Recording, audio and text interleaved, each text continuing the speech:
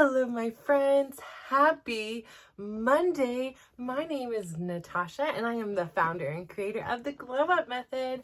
I am so excited to be here with you today. Oh my goodness.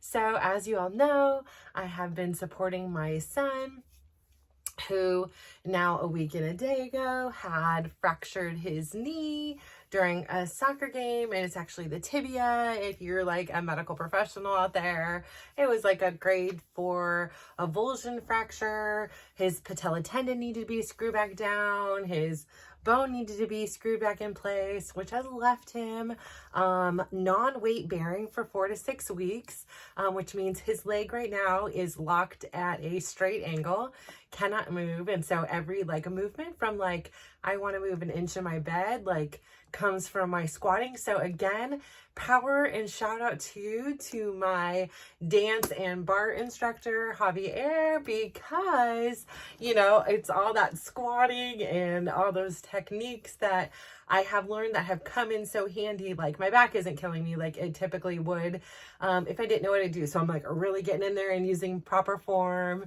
and my muscles, and I'm able to actually help him. So, you know, my workouts don't only help me, but they help others. And so actually I'm very grateful for that. So thank you, Javier, for being like a part of, you know, something that makes it a little bit easier for my son. I did let him know that. And I did let him know in my other son's injury that I was like, see, you know, bar may not be like my favorite thing in the world to do. And I'm like, okay, it's the workout. Like the dance is fun, but the bar is workout. But I know it's something good for me to do. So again, every time I say like, you know, it's not like I want to go to that class, but it's good to be out of my comfort zone because that's where we grow. So I started off the morning, like prior to my son's injury, I had scheduled a mammogram, and I don't know what I was thinking, scheduling a mammogram at 7 in the morning on a Monday morning. Like, what was the thought process in this? I don't know. I'm really not certain. And so after, you know, I mean, he wakes me up in the middle of the night, no problem, like not an issue at all. I'm please, you know, wake me up if you need to go to the bathroom. I don't want you sitting there in or your discomfort. And yesterday was a rough day. Like he just, you know, I don't know what it was, but had like a fever. You know, he was just feeling like garbage. His body was hot. His head was hot. Like medicines weren't helping. Just, it was just one of those days that like, I want my mom, and, he just was struggling. And so it was so much better that like it seemed this morning he has taken a turn for the better. So I'm hoping all the worst is behind us. But yesterday was rough, and I wasn't expecting it. Like I always think like, oh, it peaks out at like day 3. I don't know, like his body has definitely like been more challenging than my other kids in surgeries, or maybe because he's just the most recent, or, you know, whatever it was. Like it just literally, and it was like, I almost felt like I could feel him like almost going into like a depression, like from it all. Like it was just a lot going on for him. So today he took a turn. There's like, you know, a little sass there. I'm like, there you go. You're back. Okay. You know, like, you know, so I like, you know, could give him a little sass back and joke back. And I like that, you know, I much more enjoy like the making fun and laughing at the situation versus like sitting there and having those sad eyes looking at him, and, you know, him just, you know, wanting hugs and, you know, little tickles on his arm or whatever, just to kind of help get him out of like the excruciating pain he was in and discomfort. Like, everything hurts, right? Like his collarbone, everything, because you're just confined to a bed for over a week. And then, you know, here I was like, oh my gosh, I have all these steps still to do today. And he's like, really? And I was like, yes. I was like, but here we are, you know, like he's a teenager. He likes to like nap and stuff like that. He likes to lay around. But I was like, this is such a reminder. And I was like, no, really? Because like my uncle had a stroke, and he was like partially paralyzed on one side of his body. Like the knee was like, ironically, it was stuck, and he couldn't flex it, which meant he couldn't get into things. He couldn't walk properly. Like it had an array of problems. And so every time my kids are getting to bed, it actually reminds me of my uncle, because it's just that same kind of leaning and motion. And it's every time they do, it's like, I'm not looking at like the face, but I'm just looking at the body, and I'm like, wow, you know? But like I said, I was like, actually I'm sitting here complaining because I'm like worn out. I'm tired. I haven't been sleeping. I'm mentally drained. And I'm like, oh, I have to do all these steps. And then I was like, never mind. I get to go do these steps. Because I was like, actually, one of the things that motivated me in the very beginning of my journey was like looking at my uncle and thinking he would be so delighted to get up and just walk 100 steps. And I can, and I'm not. And so before I told my son the story, he goes, you know what, Mom?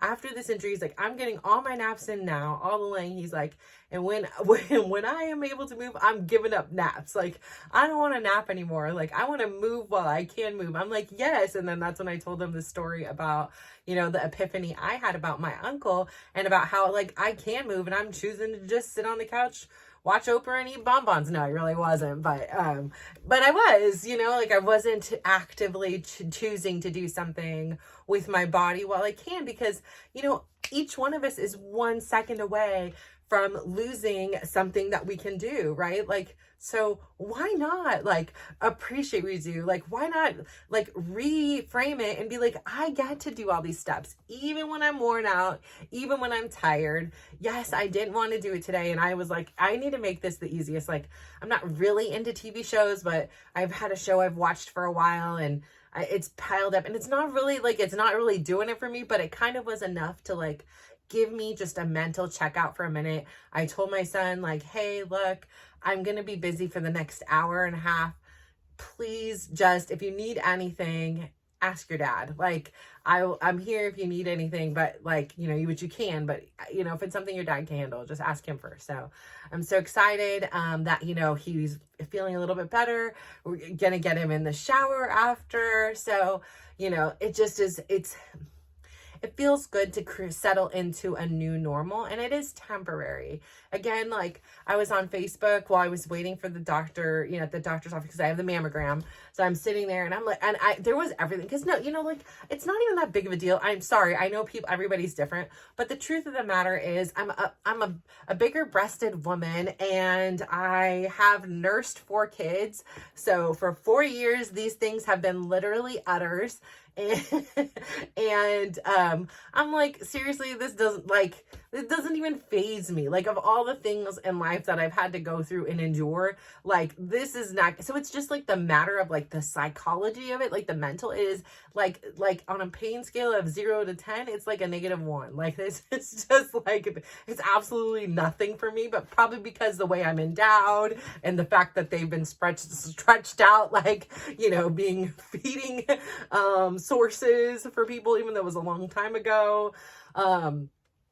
TMI, I know, but I mean, here's the thing.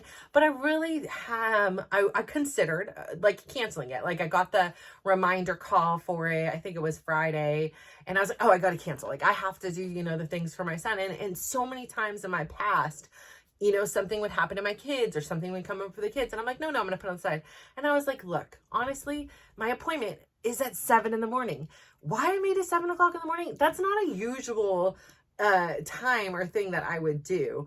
Usually I'd be like, okay, I could do like a 9 or a 10. I'm not like, I'm up, showered, out the house at 7 in the morning kind of girl, unless like we've got soccer games or, something good happening. Mammogram, no, but for some weird reason I did. And I was like, actually, this is perfect, because by the time I go and come back, Chris will he'll just be leaving to work. So like, Tyler won't be alone. I won't have to wake up my other kid and be like, hey, so can you babysit Tyler at 7 a.m.? Like, that's not going to go over good. And that like gave me the peace of mind. So like, I went in his room. He was already actually awake himself at 7. And I was like, okay, I'm going to go, but your dad's here. And, if you need anything, let him know. He was like, okay, fine. And I go, and I came back. And like I said, Chris was just getting ready to leave the door. So I got it done. And I really think of, my sister's husband's mom had breast cancer. She fought it. She beat it. It was in remission for a while, a long time. I don't know the duration, but then it really came back with like a vengeance. And so sadly, she ended up ultimately losing her battle with breast cancer. But I think about her often. And especially when I'm in their home, like, because like in their home there's so many reminders of her. And like they even have this fireplace, and it like every rock, like she had literally told them where to place and like picked, like hand placed them in there. And so like is just you know, being in the home and having had her grandkids in there, like in the home that she was, I don't know, there's something so beautiful about it. And she just was a remarkable woman. I mean, I hear stories from my sister's husband about how like back then they had this Fear Factor show and he wanted a Fear Factor birthday party. So she bought all these goldfish and filled up their, you know, jacuzzi bathtub, and the kids were going in there with the, you know, and she was a teacher. So, you know, she really got kids. And even though she had two boys who were really sporty and athletic, she also cultivated their creative side. She had them in like ceramics classes and art classes. And I just love that she encompassed, so much like different areas. You know, she didn't keep it to like the traditional, like, oh, their boys were just getting, like, she really opened their eyes to so many things. And I've never met my sister's brother-in-law, but I know my brother-in-law, he is a pretty remarkable man. I mean, those two, my sister and her husband, are amazing parents. It is so much fun to watch how they parent their kids. And a lot more, like I would say I had a lot more angst and a lot more expectations on myself, which then kind of rubbed off on my kids because, you know, like I said, not having my mom in my day-to-day life, I only had my imagination to kind of formulate what I thought a mother would be. And I also used like external things like friends' parents, but you're seeing them on their best behavior when there's a guest in the house. Or you would see a TV show like The Huxtables or Family Ties or Growing Pains. Like these are the shows in which I grew up on, and how I really formulated my idea of what a mother was, or books. And I not only held myself to that standard, but I wanted to exceed it. I wanted to be basically, you know, in hindsight, I didn't know at that time because I'm just in like, you're in the motion of it. There wasn't time for me to like think about what it was, but it was like I almost wanted to be the mom I didn't have to my kids, and to be like, you know, I may not have a big fancy house, and I may not have a big fancy car, and I may not be able to buy you every single thing that you want under the sun, and we may not go on extravagant trips from here or there, but there is one thing you have, is you have me. And no matter what will happen, like I will never leave your side. I will always be here. And I will do my best to cultivate this environment where we're family and we are Russo strong and we are together and we are united. And I think I've done a really good job at that. But I do believe, you know, obviously when you have a sick kid, if you've ever had a sick kid, you understand. And it could be like, there's varying degrees. Like I had a very sick kid. I had a kid with premature, you know, born extremely small, like needed heart surgery, was in congestive heart failure for most of his life. His heart was backwards. His heart had holes. Like, you know, I really had a doozy to start off motherhood. And officially, even though like I was already a mom from, you know, quite a young age, parenting parents and a sibling, and even cousins and things like that later on in life, I really was like, okay, I was the responsible one. I was the one like, oh, okay, she'll help change diapers. She'll help do these things. You know, like I was the older one. I was the responsible one.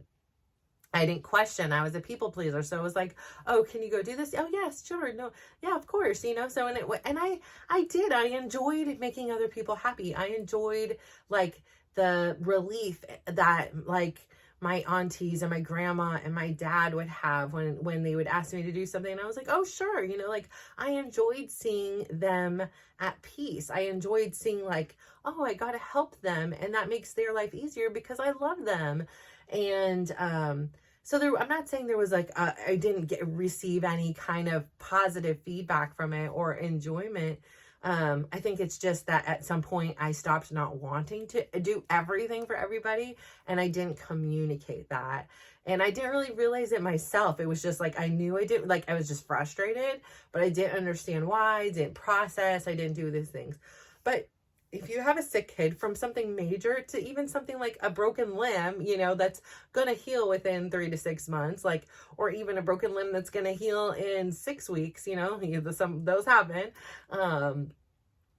It's really challenging. I mean, even a cold, like it's, or an illness or a flu, like it's hard to sit with somebody you love while they're suffering. And it is just such a challenge to do. And it takes, like, for me personally, it takes like so much out of me because I'm all in, you need me, I'm there. You need to do this. So it's really important. And although like getting a mammogram is not like self-care, it's not like going and getting a massage or something or a manicure. It is getting a mammogram, but really that is self-care. In that moment, I had the choice to say, am I important enough? Like what is more important? And of course my son is important, but he was taken care of. Not everything needs to be done by me. All of his needs were going to be met. He was fine. I checked on him. He was okay with me leaving, and I was able to do that. And so allowing myself that space and not feeling guilty, that is the huge difference between now and then. Like, I even remember with my oldest son, now granted this was 24 years ago, like I wouldn't leave the hospital. And if I left like the NICU, to go to the bathroom, or left the NICU part where he was to go pump the breast milk for him, because at that point he was born so little, he didn't even have a sucking reflex. So like he couldn't even feed. He had to be tube fed. So but I would feel immense guilt for leaving him, because what kind of a mother leaves their child? And so I, like, literally as we're talking here, it makes this connection, like, because I think I formulated this thing, like, a mom doesn't leave, a mom is there all the time, because my mom left, right? Like, this is so obvious probably to anybody else. They're like, really? It took you 47 years to figure this one? Like I'm kind of laughing myself right now. I'm like, wait, why did it take to this very minute on this very day for me to like realize like what was going on? I don't know. It's like, until you talk about some things, it's like, it's just there. It's not like necessarily thing, but like, it's just so interesting how like the unpacking happens, and then you're like, oh, now this makes sense. Why I felt guilty to go to the bathroom.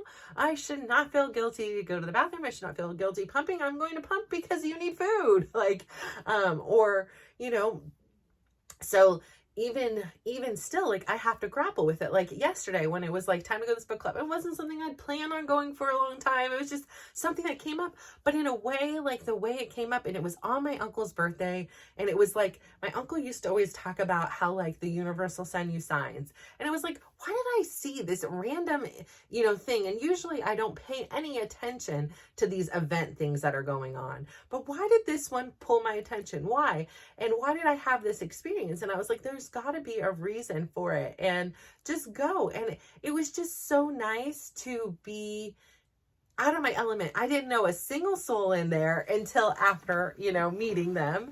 And like, it was just nice to, I wasn't like, I don't know. It was a nice thing to do to myself. It was a good test to say, I can leave when he's, his dad was here.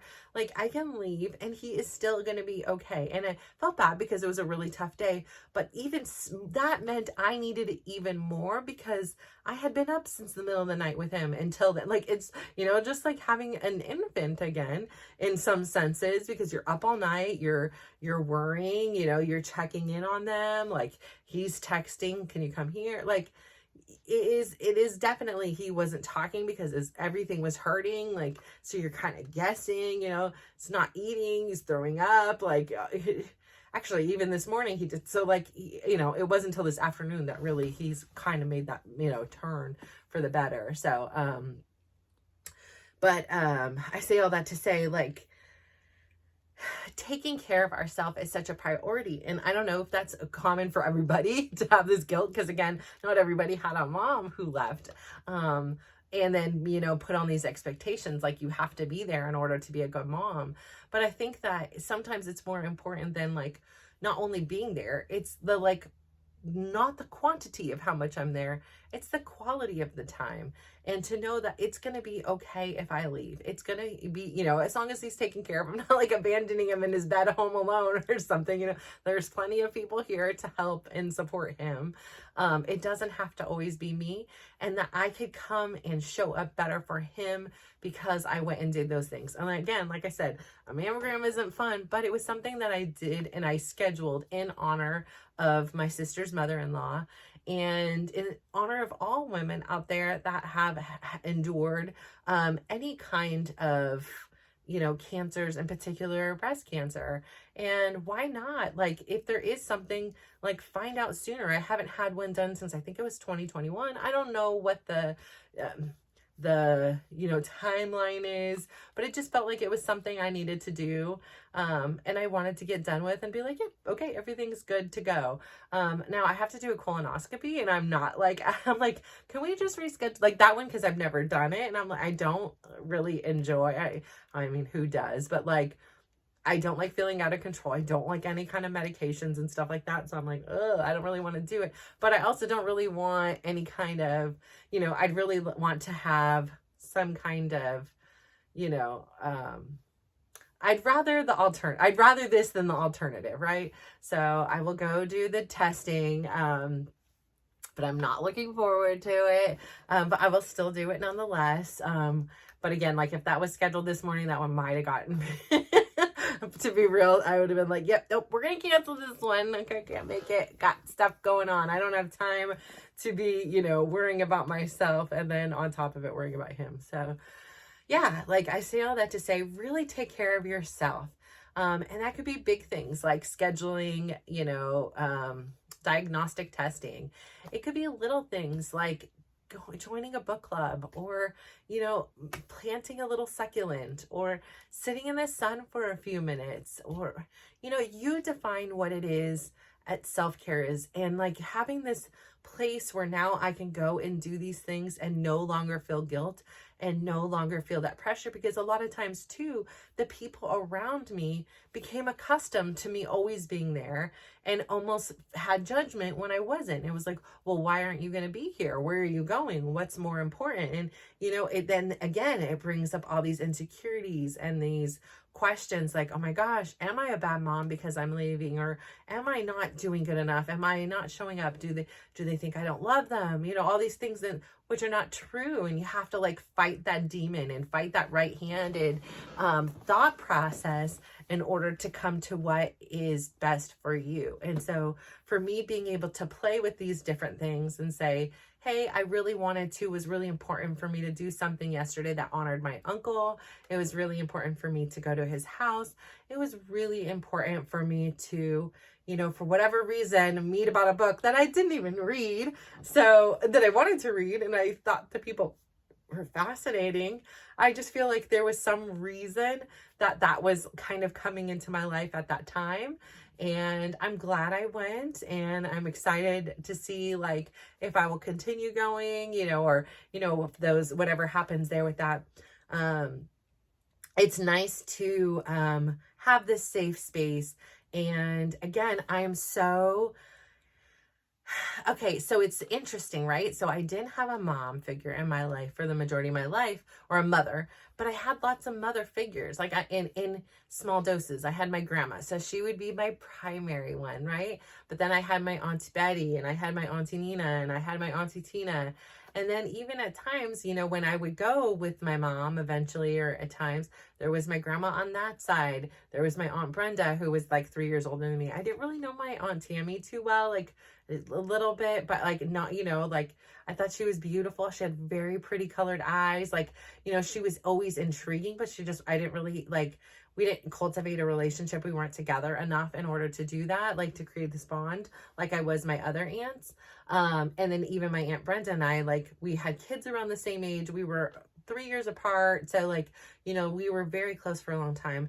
I even at times was very close with my cousin, and I was at times close with my sister. So like, I have this interesting dynamic. I have a great group of high school friends that, like, still, if I needed anything right now, I could call upon, or if they needed anything, they can call me too. Like, I was just chatting, you know, it was funny because I was like, I can't even make this stuff up. Like my friend, one of my bestest friends from high school, she was like, I miss you, let's get together. I'm like, I can't even make this stuff up. Like literally I'm in the hospital right now. Like and she's like, literally I can't even imagine like every time there's something going on, like I know, like it's like it's almost comical, but it's obviously not funny at all. But I'm like, again, I say, like, I don't hear this stuff happen to anybody else, like not even one of these things, but yet all of them happen to my family. Like it isn't lost on me. Like I'm like, really, you know, like, so, and every time like something else happens, I'm like, okay, fine, this is the last one, like we're done, like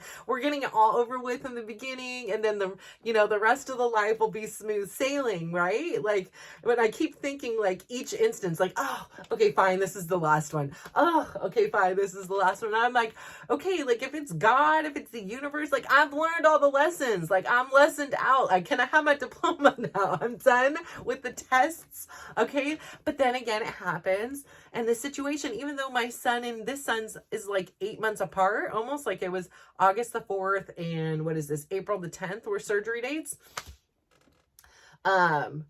You know, so there's 8 months, but I grew so much in those 8 months. Like there is a part of me that is like, hell yeah, like it is working. But I did not need that. I tell you, I don't like tests. I want to go to college. I want to sit there and I want to learn. I want to be immersed. I don't want to be like note taking. And I don't mind note taking because I'm a note taker. Even yesterday at the book club, I'm taking notes.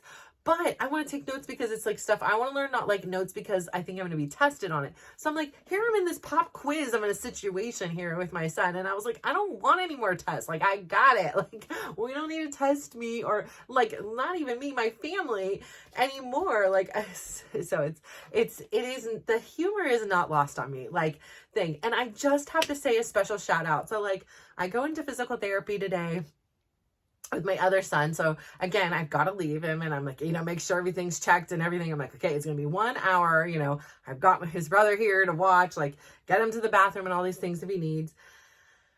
And I get in there like, how is Tyler doing? Because they, you know, now they all know. And I'm like, it's brutal. Like, I'm going to be honest. And they know I'm always like, hey, everything's good for this. Guess this is what's happening, you know.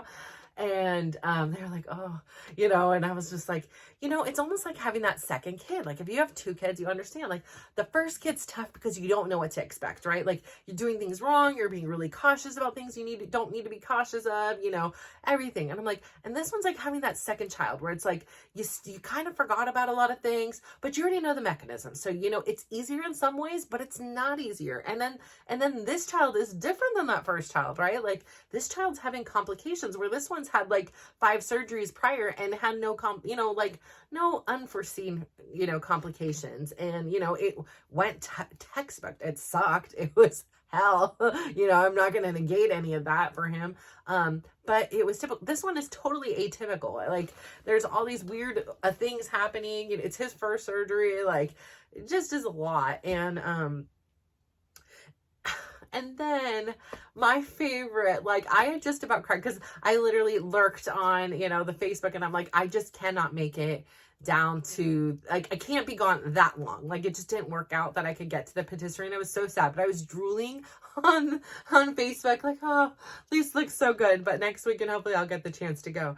And I'll be darn, I go and we're about to leave, and I'm like, bye, let us know if anything, you know, comes on the wait list. And he's like, hold on.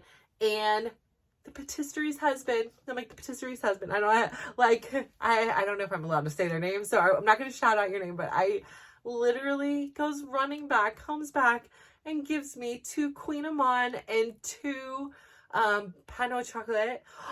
I about cried. I was like, oh my gosh, like this is just the sweetest thing. And I literally had tears in my eyes. I was like smelling it. I was so happy. I'm like, it is just a little thing.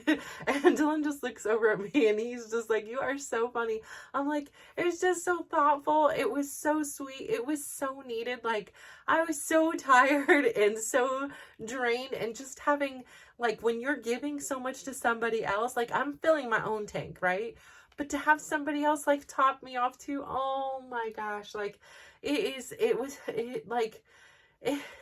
it it was so much like, today I was in the kitchen and Tyler wanted avocado toast and regular toast and some yogurt and granola, and I'm preparing it and making it look all nice. And there was this like vision. I'm sitting there at the toaster and I just had this like vision. It was like almost like something I needed, like of somebody just coming behind me and giving me a hug. Like I just needed a hug too. I know it's not me going through all this, but I am in my own form and ways because of the way I choose to show up. And there was just a moment today where it was like, I'm not like the biggest hugger, but I was like, I just need somebody to hug me. Like I need a hug too. And, so it was so nice this morning, and it was so nice this afternoon, because I've learned like the perfect technique to like put it in the oven and it gets it like all like, he's like, sorry, it's not fresh as from yesterday. I'm like, no, oh my gosh. So I like, because I obviously like when I go, I don't eat everything the first day and I'll share.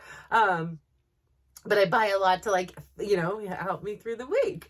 And I put it in the oven.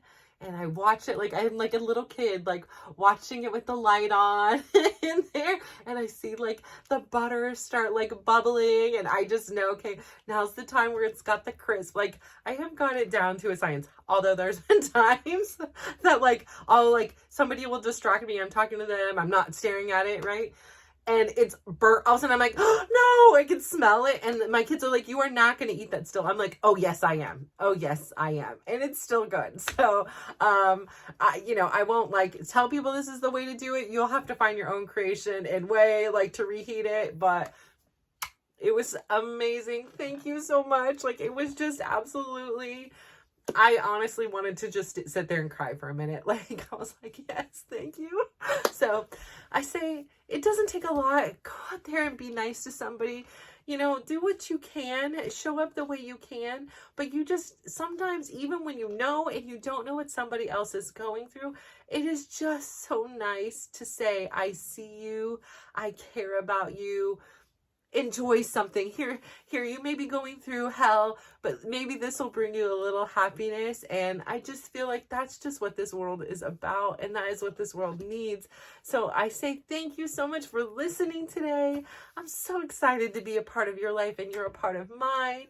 And if you can go out there today, give somebody a big smile, give them a compliment, and just watch how they glow up. So thank you so much.